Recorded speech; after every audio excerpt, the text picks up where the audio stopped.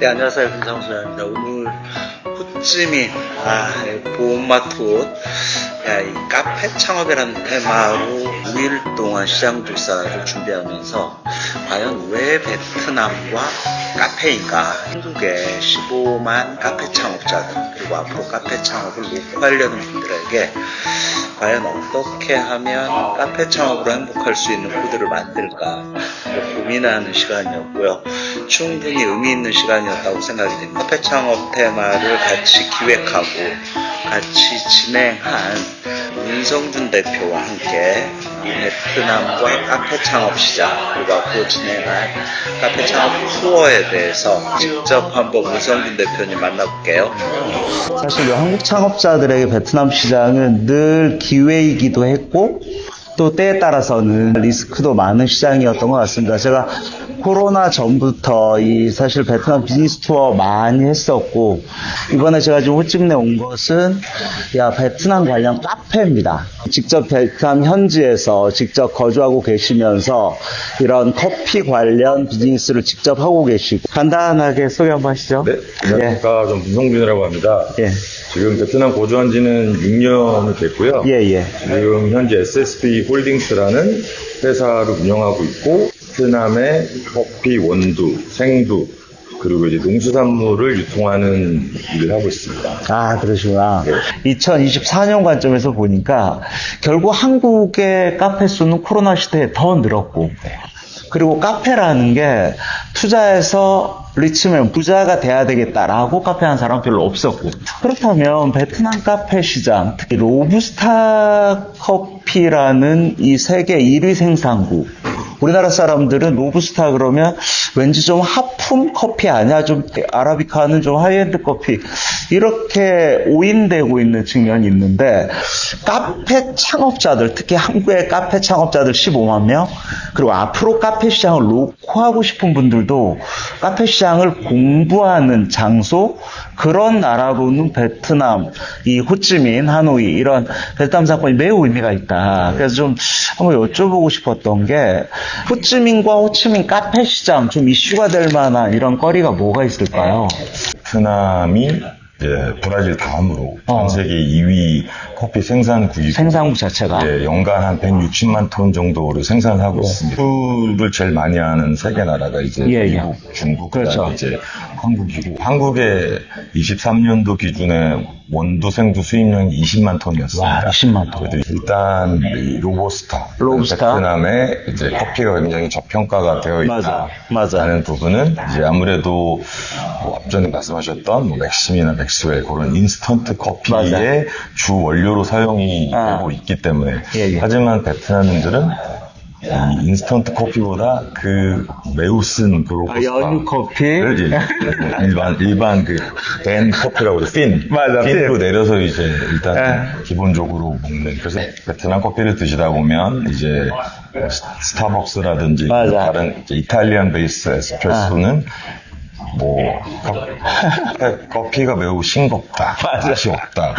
카페인 함유량 자체가 이제 다르기 때문에 생각에 느끼시기엔 그렇게 느끼시는 것 같습니다. 대기업에서 이제 운영하는 프랜차이즈 브랜드, 그런 브랜드 중에 이제 메이저 3가 중유엔 레전드라는 중유엔 레전드, 그게 이제 1038개 브랜치가 있는 브랜치가 있고, 그다음에 푸클롱.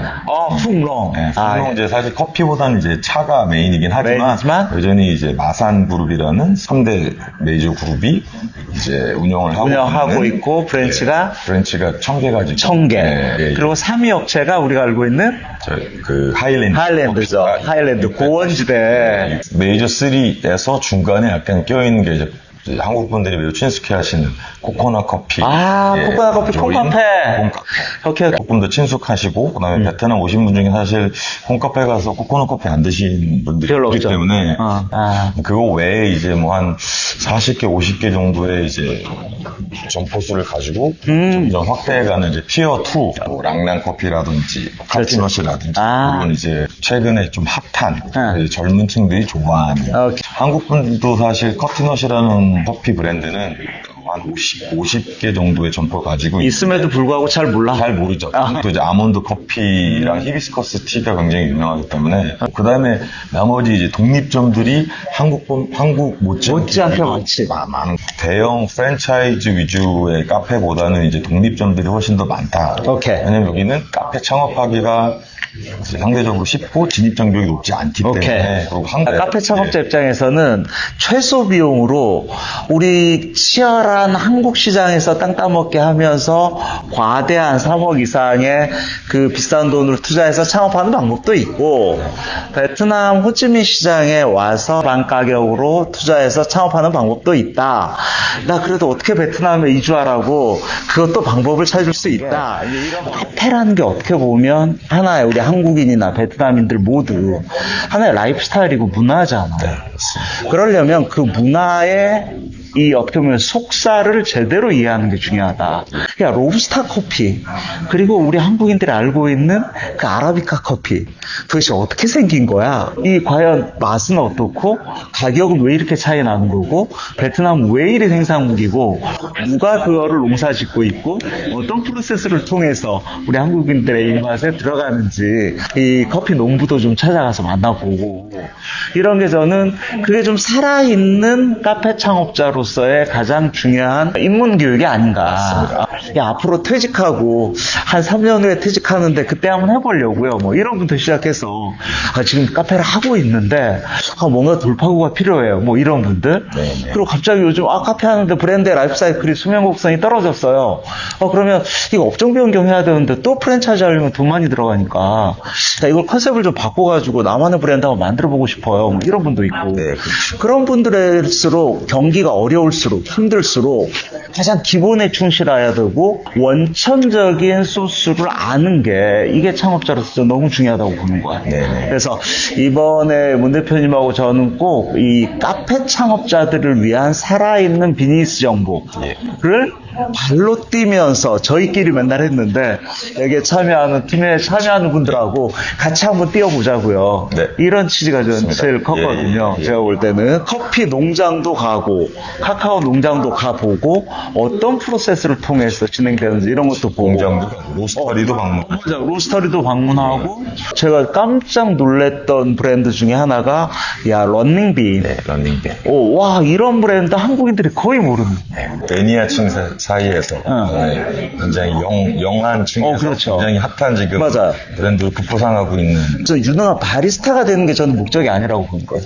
카페 경영자 입장에서 최근에 카페 관련 이 원재료 시장은 어떻게 바뀌고 있는가, 그 다음에 카페 관련 브랜딩, 카페 관련 시설, 분위기, 공간 메이드가 어떻게 되고 있는가, 그리고 특히 공간을 구성하는 이런 컬러, 제가 지금 호텔 로비인데도 이런 화사한 컬러가 저는 되게 좋거든요. 컬러 마케팅, 그리고 디스플레이, 그리고 이런 카페 관련해서 궁극적으로 그 카페 공간을 누리는 베트남 신세대와 한국 신세대들이 어떻게 카페 공간을 누리고 어떤 표정으로 카페를 즐기고 있는가, 이런 거를 직접 발로 뛰어서 보여드리면서 한국 시장에서 응용할 수 있는 거. 그렇죠. 네. 아니면 한국 떠나고 싶어, 베트남 와서 직접 한번 해보고 싶어, 아니면 베트남에 나의 분신 하나 씹어놓고 싶어, 이런 분들에게 저는 좀 의미가 있다고 보는데, 제가 지금 말씀드리는 게 개연성이 있는 얘기입니다. 네, 충분히 개연성이 있는 말씀이시고요.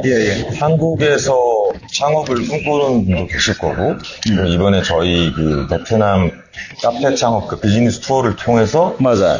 베트남 시장 내에서의 카페 창업도 조금 이제 그러니까 그렇기 때문에 이제 저희가 대신 손과 발이 되어서 띄워드리고 모여드리고 그다음에 체험해 보시고 사업에 대한 타당성이라든지 그다음에 그런 거를 좀 그럼요. 검증할 수 있는 그런. 지금까지 문성윤 대표님하고 제가 5일 동안 시장 조사를 했는데, 비즈니스라는 게 돈을 많이 벌고 이런 비즈니스 성과도 중요하지만 사람을 만나는 즐거움이 있어요. 그래서 카페 창업 예정자, 기존 창업자 시각으로 특히 우리가 둘러봤던 부엄마 투어, 중외 레전드의 고향이더라고. 피의 본고장이 피의 최대 생산 지역이죠. 맞아.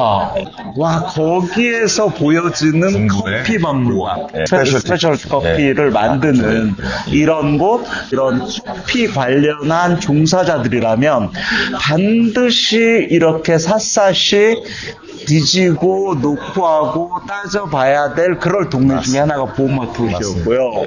호치민과 보험마트 옷을 이렇게 비행기 타고 왔다 갔다 하면서 투어를 진행하는 입장에서는 번거로운 일입니다만 그래도 카페 창업자들은 혼자 무턱대고 갈 수 없는 곳이니까 우리 문성준 대표님과 이 창업통이 아마 직접 좀 좋은 길라잡이가 될 수 있겠다. 카페 관련 성패를 결정하는 변수는 원재료의 품질뿐만 아니라 결국은 카페 컨셉을 어떻게 잡지? 출전 컨셉.